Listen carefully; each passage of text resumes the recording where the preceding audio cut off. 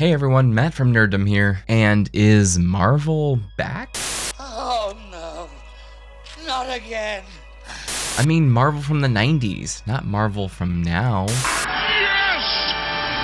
Yes! That's right, X-Men 97 came out as of recording yesterday, Wednesday, March 20th. It dropped 2 episodes, and we're here to talk about it. So just to give you a little bit of a heads up, I did really like these first 2 episodes. It honestly did feel like it was from the 90s.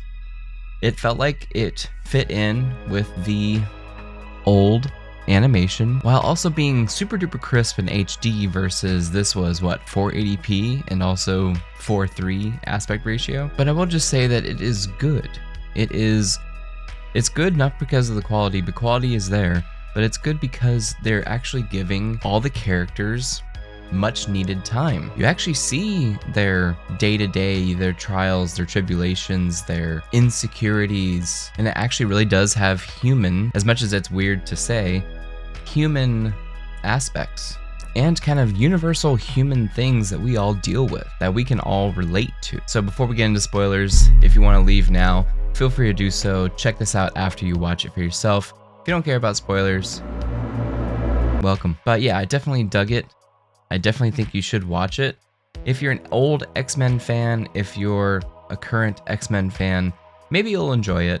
It definitely is hitting from the kids from the 90s, like myself, who grew up watching the X-Men show and playing the arcade games and all that stuff. But someone who doesn't only want a nostalgia trip, but actually does want some some good quality storytelling so far. Just episodes 1 and 2. All right, so if you're still here, let's talk spoilers.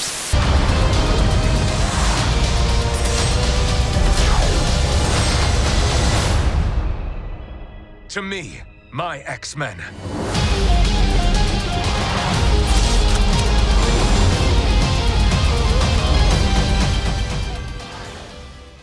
The story picks up right where the series finale ended, with Charles Xavier dying. What does the team have to do to move on from that event? You know, Scott is trying to take the father role of the entire family. Jean is there with him, supporting him. But he's also starting his own family. Jean is pregnant. So they're both kind of dealing with that, and how are they going to balance being parents with being in a supergroup, basically. And right off the bat, you see, I know they wanted the first episode to be kind of a callback / bring you into the fold with the old show. That's why you're fighting old enemies that are kind of broken down. They are the Sentinels. There's a new Master Mold.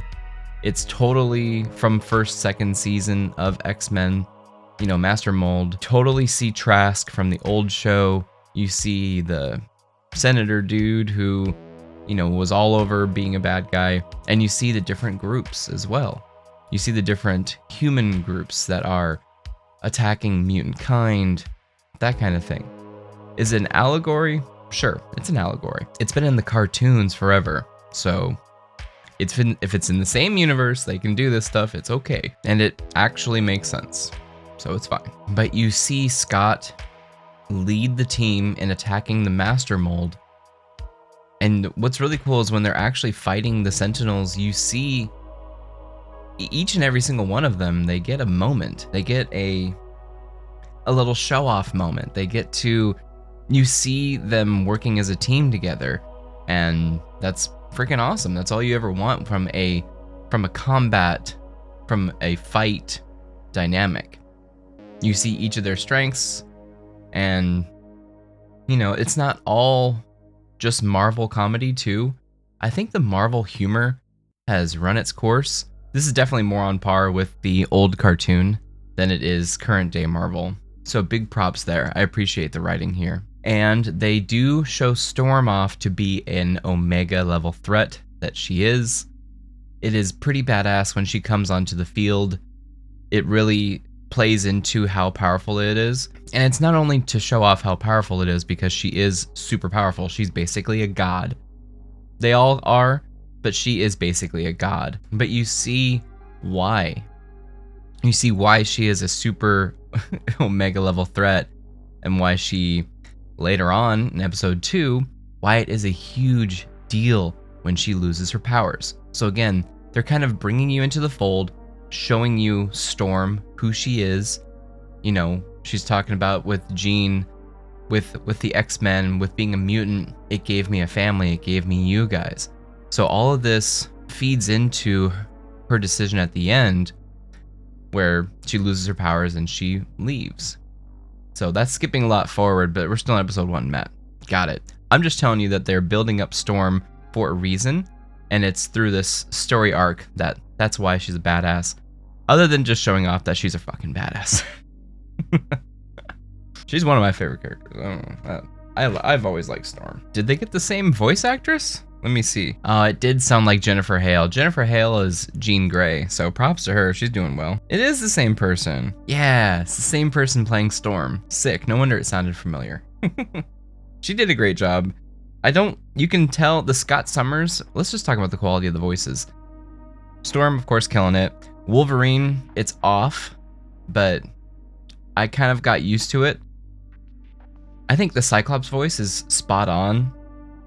Jennifer Hale doing Jean Grey, that makes sense. That's fine. For some reason, the voice of Rogue seemed different to me. Let me know in the comments down below if you think the Rogue sounds different, but it looks like it's the same person, so I could be wrong. And is it the same person for Logan too? Are all the people the same? That's mind-blowing if it is. That's crazy it is. I guess, I mean, it is what, like 30 years since making the show, so your voice has changed a little bit, so it's fine. I would say some of the voices sound different than the TV show, or maybe it just sounds different in my head. But in either case, I think all the voices fit perfectly. Like I said, if it's the same exact cast, no wonder. That makes sense. But it's super rad. Super rad. The quality of the animation, we can talk about that. It is a little jarring to see crisp, clean lines on this versus a fuzzy thing, versus a fuzzy cell of a animation. I think it does fit. People are saying that it's maybe a little bit, it's bad. I don't think it's bad. Your eyes kind of do fill in the blanks after a while. So at first it is really janky, but then all of a sudden, yeah, my brain just started blending it all together. So I don't know if that's just my brain or if you guys are experiencing the same thing. I got used to it. It's fine with me. And if it got them to save a little bit of money by drawing less cells, less frames, I'm fine with that too. That's okay. Yeah, no quibs or quarrels about that. I think everything is on par. Everything's pretty cool. Everything is pretty good quality too. The sound is really awesome too. There were some sound effects that were really shocking me. But again, let's get back into the story of episode 1. We see the aftermath of Xavier's death. We got the Master Mold. We see the UN liaison kind of to the X-Men. I don't know why she's running, but it definitely feels 90s. It definitely feels like all those times. So they got the tone right. They got the story right.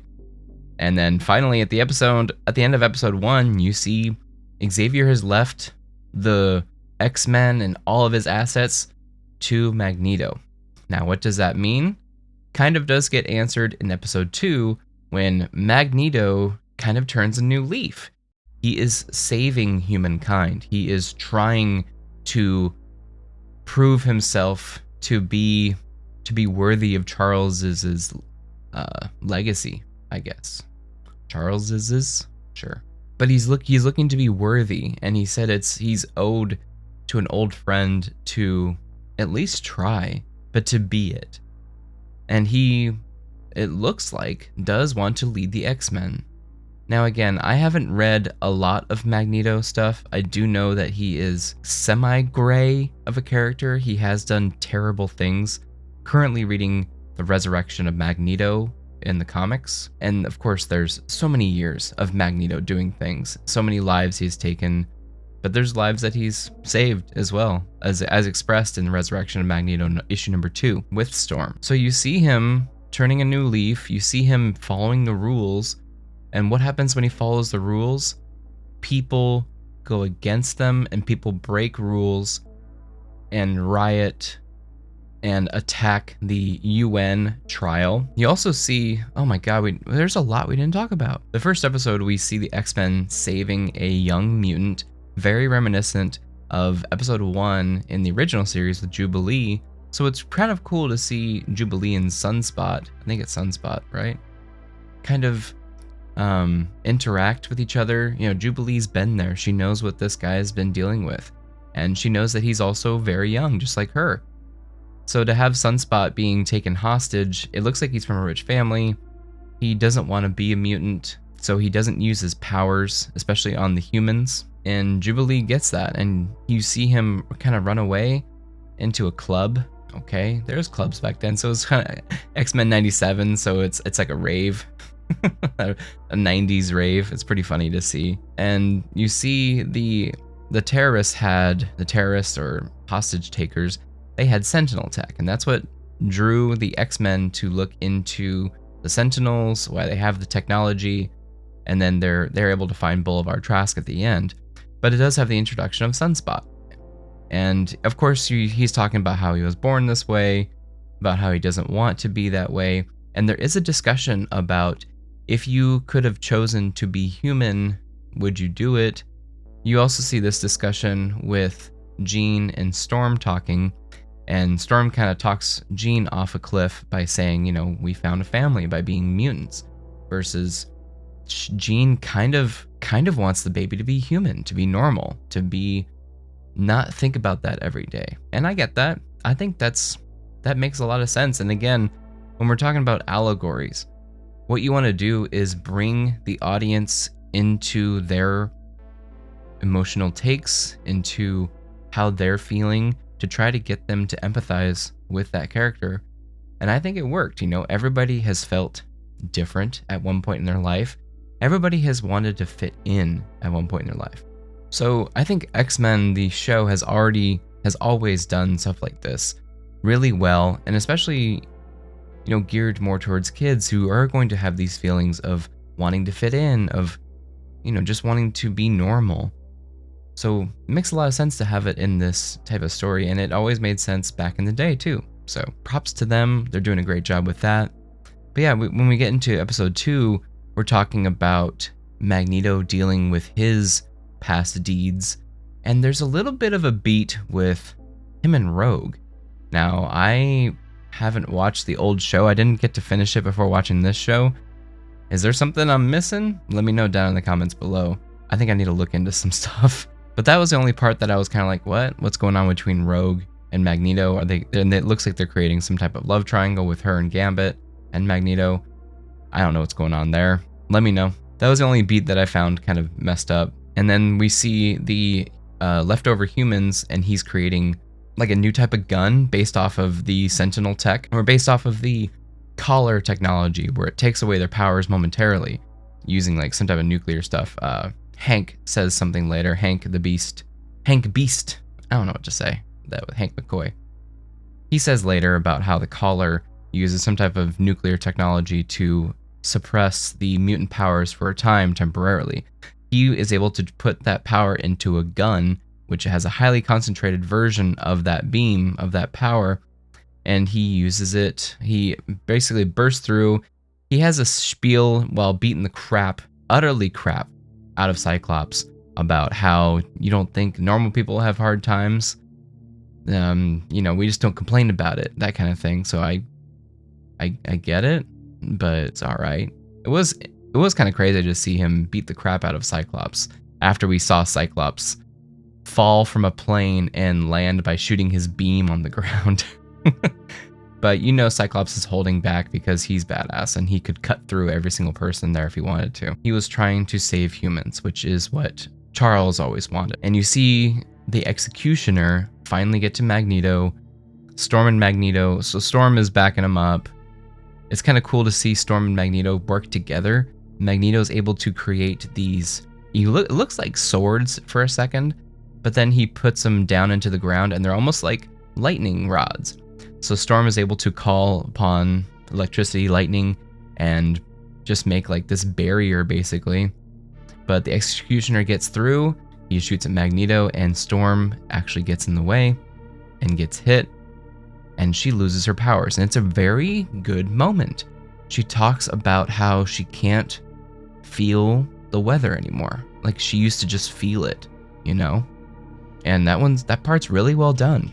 And they kind of set it up that Magneto is going to do something to the tribunal, to the executioner, but he, you know, stays his hand from doing either one. It's not what Charles would have wanted, and he's turning a new leaf and all this stuff.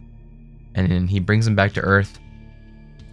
And it was a good point too. So I forgot who said it about Charles. I think it was Cyclops.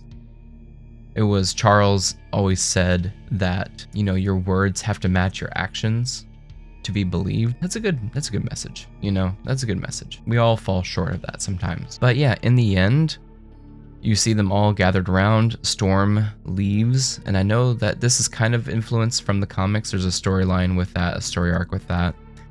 And then all of a sudden there's a knock on the door, and it's another Jean Grey. What? It's another Jean Grey. What does that mean? Find out next week on X-Men. But definitely, that's basically it, you know? I would definitely give it a shot if you're a fan of the old series. Let me know what you think down in the comments below when you do see it, and I'm definitely going to continue with the series. I'm excited. Now, is this going to lead into better Marvel projects in the live action? I'm a wait and see type person, but hopefully they actually talk to each other and get a little bit of an influence from each other in this regard. Hoping for brighter skies. That's the best thing we can do. But yeah, if you liked the review, if you liked the video, feel free to subscribe. Also, hit that thumbs up button. Really does help me out here at the channel. As always, I appreciate you guys. And if you didn't like the video, why not? And hope you have a great day.